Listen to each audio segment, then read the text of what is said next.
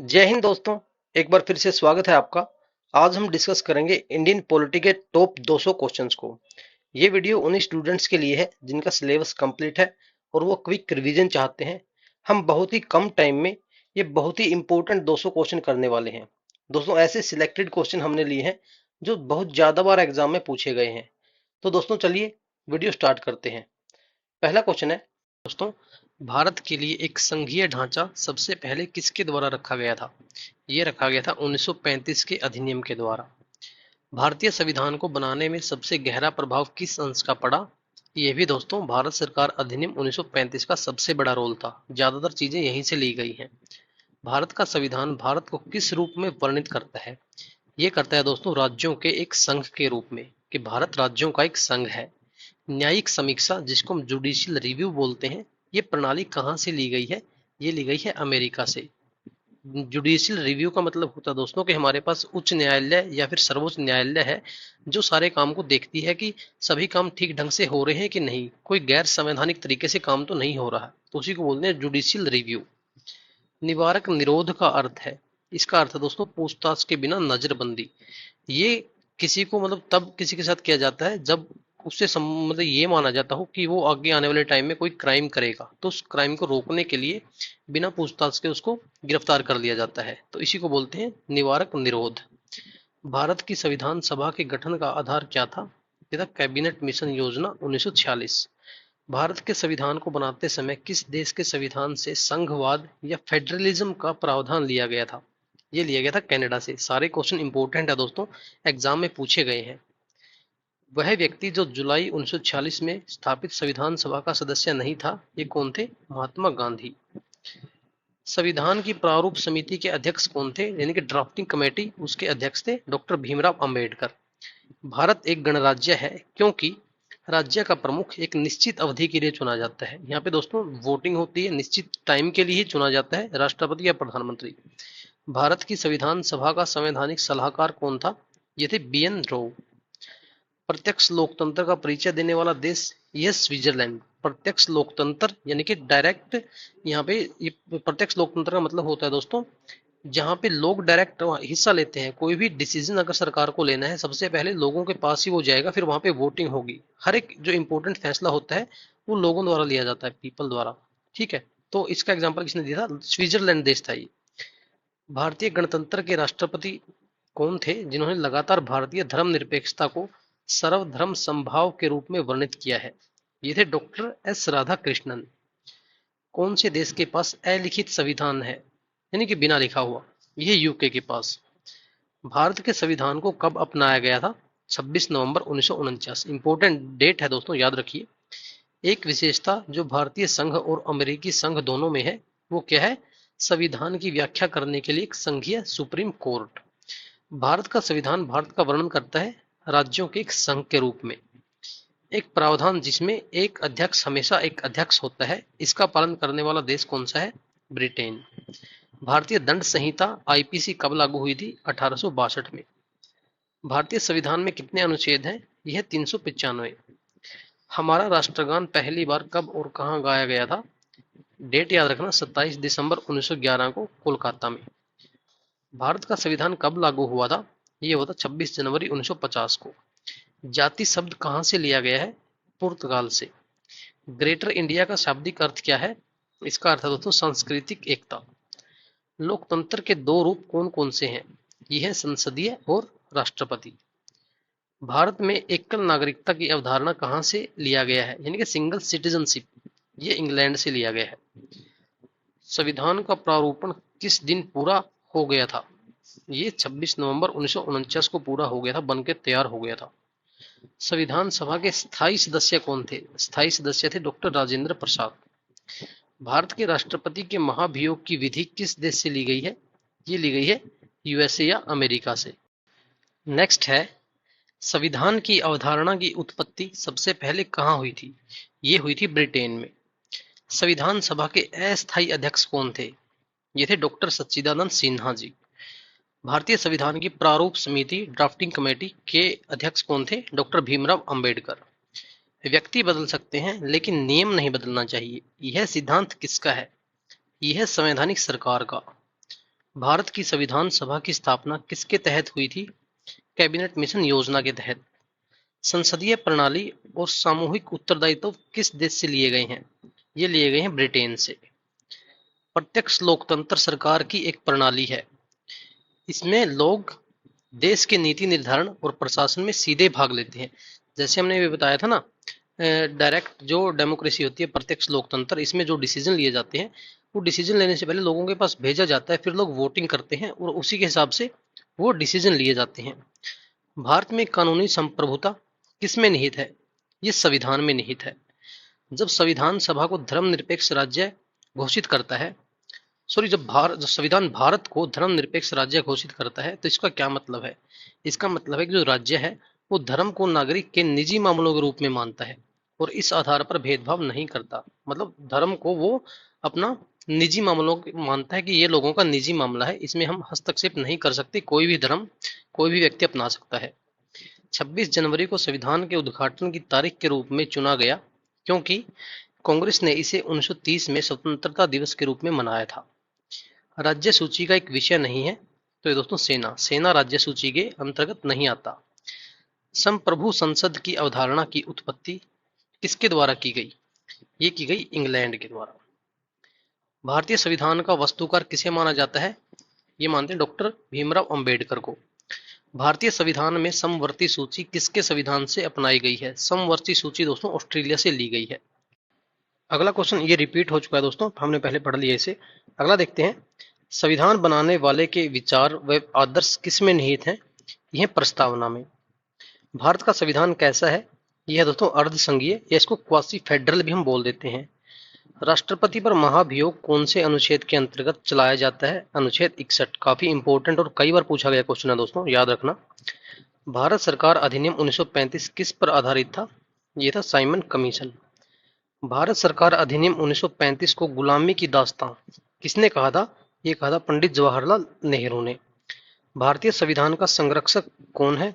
भारत के मुख्य न्यायाधीश। संविधान में हमें भारतीय लोकतंत्र के आदर्श कहाँ मिलते हैं? ये मिलते हैं प्रस्तावना में। राज्य किसके द्वारा संचालित होता है? ये होता है सरकार के द्वारा। पहले केंद्रीय विधानसभा का गठन कब किया गया था? 1920 में। लोकप्रिय वीटो द्वारा संविधान में संशोधन करने का तरीका कहां से लिया गया है? ये लिया गया है स्विट्जरलैंड से।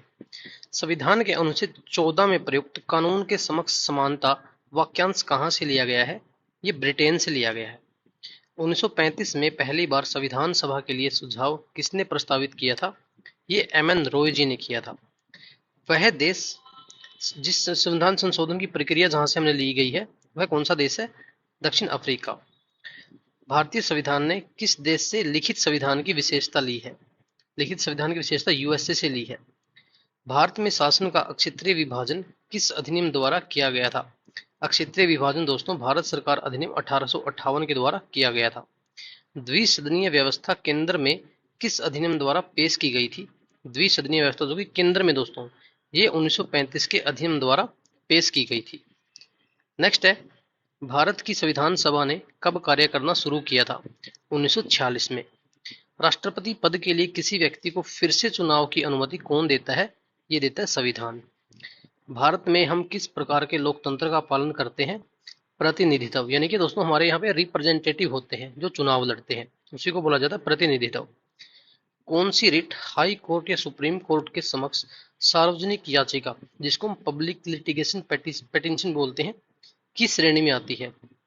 सार्वजनिक याचिका। तो दोस्तों एक सामान्य विषय के खिलाफ जो हमारी याचिका होती है वो इस श्रेणी के अंदर आती है, एक सामान्य विषय के खिलाफ। नेक्स्ट है, एक उच्च न्यायालय या सर्वोच्च न्यायालय द्वारा जारी किया गया रिट जो किसी कार्य को करने के लिए किसी प्राधिकारी को मजबूर करने के लिए जारी किया जाता है, वो जबकि वो कार्य न कर रहा हो। दोबारा देख लेते हैं इस क्वेश्चन को, काफी बड़ा सा दिख रहा है।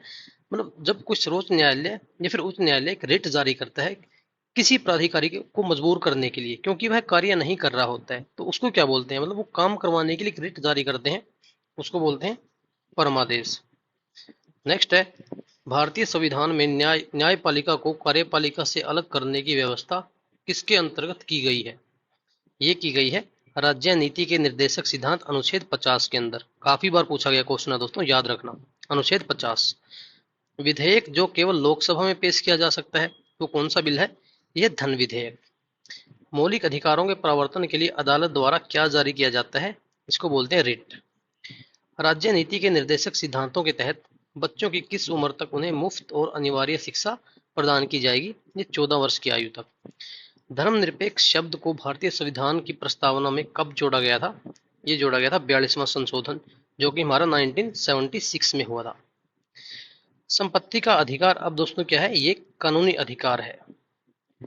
कौन से शब्द संविधान की प्रस्तावना में 42वें संशोधन के माध्यम से डाले गए थे?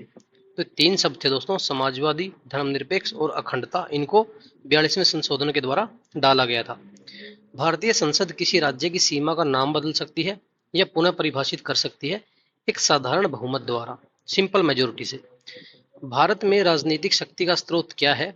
तो ये दोस्तों हम लोग भारत के लोग राजनीतिक शक्ति का स्रोत है। नेक्स्ट है चुनाव लड़ने का अधिकार। कैसा अधिकार है? ये एक राजनीतिक अधिकार है। भारत में मौलिक अधिकारों की गारंटी किसके माध्यम से दी जाती है? संवैधानिक उपचार का अधिकार। हाई कोर्ट या सुप्रीम कोर्ट की कौन सी रिट किसी व्यक्ति, संदेहात्मक व्यक्ति या हिरासत में लिए गए व्यक्ति को न्यायालय में पेश करने के लिए जारी की जाती है? तो यह है दोस्तों बंदी प्रत्यक्षीकरण, यानी कि जिसको हिरासत में लिया गया है उसको 24 घंटे के अंदर अदालत में पेश करना होता है। राष्ट्रपति को नए विचार के लिए वापस भेजे बिना अपनी मंजूरी देनी होती है। किसको? धन विधेयक को, यानी कि मनी बिल को। यानी कि राष्ट्रपति दोस्तों पुनः विचार के लिए इस बिल को वापस नहीं भेज सकता, उसको मंजूरी देनी ही होती है। भारतीय संविधान में आर्थिक न्याय कहाँ एक उद्देश्य के रूप में प्रदान किया गया है? आर्थिक न्याय ये दोस्तों नीति निर्देशक सिद्धांतों में प्रदान किया गया है। भारत के संविधान में एक अधिकार के रूप में मान्य नहीं है यह आर्थिक आधार, यानी आर्थिक अधिकार। आर्थिक अधिकार जैसा दोस्तों कोई अधिकार नहीं है संविधान के अंदर। भारतीय संविधान किस आधार पर अल्पसंख्यक मानता है? किसी समूह को अल्पसंख्यक किस आधार पर मानता है? समूह की कुल जनसंख्या का परसेंटेज निकाल के दोस्तों वो डिसाइड करता है कि अल्पसंख्यक है कि नहीं है। हमारे संविधान में मौलिक अधिकार कहाँ से लिए गए हैं? ये अमेरिका से लिए गए हैं। भारतीय संविधान में मौलिक कर्तव्यों की संख्या कितनी है, यानी कि फंडामेंटल ड्यूटीज कितनी है? टोटल 11 है दोस्तों। संविधान के तहत बंदी प्रत्यक्षीकरण की रिट जारी करने की शक्ति किसके पास होती है? ये सुप्रीम कोर्ट और हाई कोर्ट दोनों जारी कर सकती हैं। एक रिट जो व्यक्तिगत स्वतंत्रता की बुलंदियों के रूप में काम करती है, यह बंदी प्रत्यक्षीकरण, जो हमने बताया पहले कि 24 घंटे के अंदर अदालत में पेश करना होता है, जिसको भी हिरासत में लिया गया है। मौलिक अधिकारों के प्रवर्तन के लिए रिट किसके द्वारा जारी किए जाते हैं? दोस्तों मौलिक अधिकारों को अगर बदलना है तो उनके लिए रिट जो है वो सुप्रीम कोर्ट ही जारी कर सकता है, सर्वोच्च न्यायालय। नागरिकता प्रदान करने का तरीका क्या नहीं हो सकता? अनुरोध द्वारा, यानी कि सिंपल रिक्वेस्ट करके आप देश की नागरिकता नहीं ले सकते। किस मामले में सर्वोच्च न्यायालय ने माना कि मौलिक अधिकार असंशोधनीय है, कि इनमें संशोधन नहीं किया जा सकता? तो यह था केशवानंद भारती मामला, काफी इंपॉर्टेंट है दोस्तों। हमारे संविधान में नीति निर्देशक सिद्धांत अदालत द्वारा बलपूर्वक लागू नहीं किए जा सकते। जो नीति निर्देशक सिद्धांत हैं उनको कोर्ट द्वारा मतलब बलपूर्वक फोर्सफुली लागू नहीं करवाया जा सकता। भारतीय संविधान की प्रस्तावना में कौन सा भाव नहीं है? संघीय। संपत्ति के अधिकार को किसके शासन के दौरान मौलिक अधिकारों की सूची से हटा दिया गया था? तो ये दोस्तों मोरारजी देसाई की जब सरकार थी तब संपत्ति के अधिकार को हटा दिया गया था। भारतीय संविधान का कौन सा हिस्सा राज्य के नीति निर्देशक सिद्धांतों से संबंधित है? यह है दोस्तों भाग 4। भाग 4 में है राज्य के नीति निर्देशक सिद्धांत। सर्वोच्च न्यायालय द्वारा जारी किए जाने वाले रिटों की संख्या कितनी है? ये 5 प्रकार के रिट होते हैं दोस्तों। भारतीय संविधान में मौलिक अधिकारों के संरक्षक कौन है? सर्वोच्च न्यायालय। भारतीय संविधान का वह हिस्सा जो मौलिक अधिकारों से संबंधित है, तो भाग 3 दोस्तों मौलिक अधिकारों से संबंधित है, फंडामेंटल राइट्स से। मौलिक अधिकार किसे नहीं दिए गए हैं? किसी विदेशी व्यक्ति को मौलिक अधिकार नहीं दिए गए हैं। राज्य के नीति निर्देशक सिद्धांतों का विचार भारतीय संविधान के निर्माता द्वारा कहां से लिया गया है? तो दोस्तों इनको आयरलैंड से लिया गया है। संविधान का कौन सा अनुच्छेद मौलिक कर्तव्यों से संबंधित है? मौलिक कर्तव्य यानी कि फंडामेंटल ड्यूटीज, तो ये दोस्तों 51A काफी इंपॉर्टेंट है। कौन सा संविधान का हिस्सा राज्य के नीति निर्देशक सिद्धांतों से संबंधित है? भाग 4 के अंदर दोस्तों राज्य के नीति निर्देशक सिद्धांत है। मौलिक कर्तव्यों को संविधान में कब जोड़ा गया था? इनको 42वें संशोधन द्वारा जोड़ा गया था। एक धर्मनिरपेक्ष राज्य वह है यानी कि जहां पे इसका अपना कोई धर्म नहीं होता। प्रेस की स्वतंत्रता किस अधिकार में निहित है? ये दोस्तों बोलने की स्वतंत्रता। भारतीय नागरिकों के मौलिक अधिकार निलंबित किए जा सकते हैं, सस्पेंड किए जा सकते हैं दोस्तों इमरजेंसी के दौरान। भारतीय संविधान में नीति निर्देशक सिद्धांतों को शामिल करने का मुख्य उद्देश्य क्या था? कल्याणकारी राज्य की स्थापना करना। बंदी प्रत्यक्षीकरण का रिट किस स्थिति में जारी किया जाता है? ये दोस्तों गलत पुलिस हिरासत की स्थिति में ये जारी किया जाता है। किस अधिकार के तहत किसी अधिकारी को कार्यवाही करने से रोका जा सकता है जिसका वह अधिकार आधिकारिक रूप से हकदार नहीं है? तो परम आदेश, ये भी एक रिट है दोस्तों। इसके द्वारा इसको जारी करके किसी अधिकारी को कार्यवाही करने से रोका जा सकता है जिसका वह हकदार नहीं है। भारत में संपत्ति के अधिकार को अब मान्यता प्राप्त है कानूनी अधिकार की। कौन से रिट का शाब्दिक अर्थ है आपका अधिकार क्या है? तो यह दोस्तों अधिकार परीक्षा। एक अदालत मौलिक अधिकारों की रक्षा करती है, कैसे? वो एक रिट जारी करके मौलिक अधिकारों की रक्षा करती है। भारतीय नागरिकों के मौलिक कर्तव्य संविधान में कब शामिल किए गए थे? ये किए गए थे 1976 में। सरकारी संपत्ति को नष्ट न करने के लिए एक क्या है दोस्तों? ये एक मौलिक कर्तव्य है हमारा कि हम सरकारी संपत्ति को नष्ट नहीं करेंगे। अगला क्वेश्चन है, संविधान की प्रारूप समिति के समक्ष प्रस्तावना का प्रस्ताव किसने रखा था? यह रखा था जवाहरलाल नेहरू ने। दोहरी नागरिकता एक विशेषता है किसकी? ये संघीय सरकार की विशेषता है। रिट जो केवल एक सार्वजनिक पद पर बैठे व्यक्ति के खिलाफ लाई जाती है उसे क्या बोलते हैं? उसे बोलते हैं परमादेश। भारत एक धर्मनिरपेक्ष राज्य है क्योंकि हमारे देश में राज्य का कोई अपना धर्म नहीं है। भारतीय संविधान में राज्य नीति के निर्देशक सिद्धांत कहां से लिए गए हैं? ये लिए गए हैं आयरलैंड से। प्रस्तावना के अनुसार परम शक्ति किसके हाथों में है? यह है दोस्तों लोगों के हाथों में। रिट जारी किए जाते हैं किसके द्वारा? सुप्रीम कोर्ट और हाई कोर्ट दोनों के द्वारा इनको जारी किया जाता है। भारतीय संविधान में मौलिक कर्तव्यों को किस समिति की सिफारिश पर शामिल किया गया था? यह किया गया था स्वर्ण सिंह समिति। काफी इंपॉर्टेंट क्वेश्चन है दोस्तों। नेक्स्ट है, वोट डालने का अधिकार कैसा अधिकार है? यह राजनीतिक अधिकार। मौलिक अधिकारों पर उचित प्रतिबंध कौन लगा सकता है? दोस्तों पार्लियामेंट, संसद मौलिक अधिकारों पर प्रतिबंध लगा सकती है इमरजेंसी केस में। भारतीय संविधान में नागरिकता के प्रावधान कब लागू हुए थे? ये हुए थे 1950 में। भारतीय संविधान की प्रस्तावना में फ्रेटर्निटी इस शब्द का क्या अर्थ है? इस शब्द का अर्थ है भाईचारा। भारतीय नागरिकता किसके द्वारा दी जाती है? ये गृह मंत्रालय द्वारा दी जाती है। किस अनुच्छेद में पाकिस्तान से भारत पलायन करने वाले लोगों के नागरिकता अधिकारों का उल्लेख किया गया है? यानी पाकिस्तान से जो भारत आए थे उनका उल्लेख अनुच्छेद 6 में किया गया है, आर्टिकल 6। मौलिक कर्तव्य हमारे संविधान के किस भाग में निहित है? यह है 4A में। समान नागरिक संहिता, यूनिफॉर्म सिविल कोड, यानी ये किस अनुच्छेद में है? यह है आर्टिकल 44 में। शुरू में कितने मौलिक अधिकार प्रदान किए गए थे? 207 मौलिक अधिकार थे। अब जो हमारा संपत्ति का अधिकार है उसको 300A में ये यहां से स्थानांतरित कर दिया गया है। स्वतंत्रता को कैसे सीमित किया जा सकता है? कानून द्वारा। राजनीतिक स्वतंत्रता का क्या अर्थ है? इसका अर्थ है लोगों की मुफ्त राजनीतिक गतिविधियां। भारतीय संसद में क्या क्या शामिल है? इसमें दोस्तों राष्ट्रपति, लोकसभा और राज्यसभा शामिल है। भारतीय संविधान के अनुसार भारत के राष्ट्रपति के कार्यालय में रिक्ति कितने दिन के अंदर भरी जाएगी? अगर खाली हो जाए स्थान, तो 6 महीने के अंदर भरना जरूरी है। भारतीय गणराज्य में वास्तविक कार्यकारी प्राधिकरण क्या है?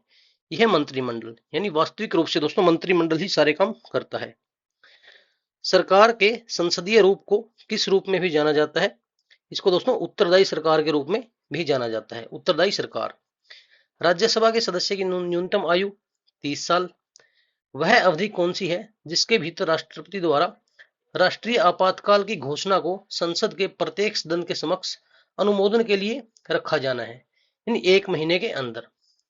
कोई विधायक मनी बिल है या नहीं, यह कौन डिसाइड करता है? यह लोकसभा अध्यक्ष डिसाइड करता है। किसकी बिना पूर्वानुमति के लोकसभा में कोई धन विधेयक पेश नहीं किया जाएगा? यह राष्ट्रपति की बिना अनुमति के नहीं पेश किया जा सकता। संसद की किस स्थायी समिति में राज्यसभा का कोई सदस्य नहीं होता? तो ये प्राक्कलन समिति है। इसमें सारे सदस्य लोकसभा से ही होते हैं। भारत के उपराष्ट्रपति के चुनाव के लिए निर्वाचन मंडल की रचना क्या है? तो उपराष्ट्रपति के चुनाव में दोस्तों लोकसभा और राज्यसभा के सदस्य ही भाग लेते हैं। लोकसभा अध्यक्ष या लोकसभा उपाध्यक्ष की अनुपस्थिति में अध्यक्षता कौन करता है? जब दोनों नहीं होते तो लोकसभा अध्यक्ष द्वारा गठित पैनल का एक व्यक्ति अध्यक्षता करता है। संसद के दो स्तरों के बीच अधिकतम समय अंतराल की अनुमति कितनी है? 6 महीने। नेक्स्ट है, केंद्र सरकार को गो हत्या पर कानून बनाने के लिए सक्षम करने वाली संवैधानिक शक्ति कहाँ स्थित है? ये आर्टिकल 48 में है दोस्तों, जो कि नीति निर्देशक सिद्धांतों के अंदर है। संसद के सदस्यों को देय वेतन और भत्ते किसके द्वारा तय किए गए हैं? ये संसद ही तय करता है। राष्ट्रपति राज्यसभा में निर्वाचित सदस्यों की अधिकतम संख्या कितनी है? तो राज्यसभा में कितने सदस्य निर्वाचित करते हैं? यह है 238 और 12 सदस्य जो है वो मनोनीत किए जाते हैं। राष्ट्रपति शासन भारत के किसी राज्य पर कब लगाया जाता है? जब संवैधानिक विखंडन की स्थिति हो, यानी कुछ ऐसे काम किए जा रहे हो जहां से लगता हो कि संविधान का विखंडन हो रहा है। भारत में संसदीय मामलों में शून्यकाल कब पेश किया गया था? शून्यकाल पेश किया गया था 1962 में। शून्यकाल का मतलब होता है दोस्तों 12 से लेके 1 बजे तक का टाइम, दोपहर का। प्रश्न पूछने के बाद ये टाइम आता है शून्यकाल। लोकसभा और राज्यसभा के सदस्यों की अधिकतम संख्या कितनी निर्धारित की गई है? लोकसभा में 552, राज्यसभा 250। संसद में आधिकारिक विपक्षी समूह के रूप में मान्यता प्राप्त करने के लिए उनके पास कितनी सीटें होनी चाहिए? तो टोटल कुल सदस्यों का 1/10वां भाग उनके पास होना चाहिए। वह कर जो संविधान द्वारा विशेष रूप से और पूरी तरह केंद्र सरकार को सौंपा गया है, वह कर है दोस्तों निगम कर। जब भारत के राष्ट्रपति और उपराष्ट्रपति दोनों ही दोनों का कार्यालय खाली हो जाए, तब उनका कार्य कौन संभालेगा?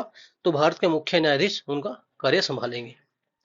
संयुक्त संसदीय स्तर में विधेयक पर निर्णय लेने के लिए कौन योग्य होता है? तो ये होता है लोकसभा अध्यक्ष। राज्यसभा में किसी राज्य का प्रतिनिधित्व किसके द्वारा और किसके अनुसार होता है? ये राज्य की जनसंख्या के अनुसार होता है दोस्तों। भारत के उपराष्ट्रपति क्या है? ये है राज्यसभा के सभापति। भारत का संविधान यह कहता है कि संसद के दोनों सदनों का कम से कम तलब किया जाना चाहिए कितनी बार? साल में 2 बार। अवशिष्ट शक्तियां क्या है? ये वे शक्तियां हैं दोस्तों जिनका उल्लेख किसी भी सूची में नहीं है, ना ही संघ सूची में, ना ही राज्य सूची में, ना ही समवर्ती सूची में। ये वे अवशिष्ट शक्तियां हैं। राष्ट्रपति द्वारा राज्यसभा में कितने सदस्य मनोनीत किए जाते हैं? 12 सदस्य। प्राक्कलन समिति के सदस्य लोकसभा से ही चुने जाते हैं, ये हमने डिस्कस किया था। भारत में किसी भी सरकारी व्यय को किसकी मंजूरी के बिना व्यय नहीं किया जा सकता? तो दोस्तों संसद की मंजूरी यहाँ पे जरूरी होती है। राज्यसभा का सदस्य बनने के लिए कम से कम कितनी उम्र चाहिए? तो ये 30 वर्ष। लगातार 2 बार भारत के उपराष्ट्रपति कौन थे? Doctor S Radhakrishnan. भारत के प्रधानमंत्री का कार्यकाल है जब तक उसे लोकसभा में बहुमत समर्थन प्राप्त है। ठीक है दोस्तों। नेक्स्ट है, लोकसभा में स्पीकर का वोट क्या कहलाता है? इसको कहते हैं निर्णायक वोट। भारत में धन विधेयक बनने के लिए विधेयक को कौन प्रमाणित करता है? ये लोकसभा अध्यक्ष प्रमाणित करते हैं, और जो धन विधेयक है दोस्तों ये लोकसभा में ही पारित किया जाता है। भारत सरकार का संवैधानिक प्रमुख कौन होता है? तो ये होते हैं दोस्तों राष्ट्रपति। तो ठीक है दोस्तों, हमने आज टोटल 200 प्लस क्वेश्चन किए हैं बहुत ही कम टाइम के अंदर। अगर वीडियो अच्छी लगे तो प्लीज लाइक कीजिए और कमेंट करके बताइए कि हम क्या इंप्रूवमेंट इसके अंदर कर सकते हैं। थैंक यू दोस्तों।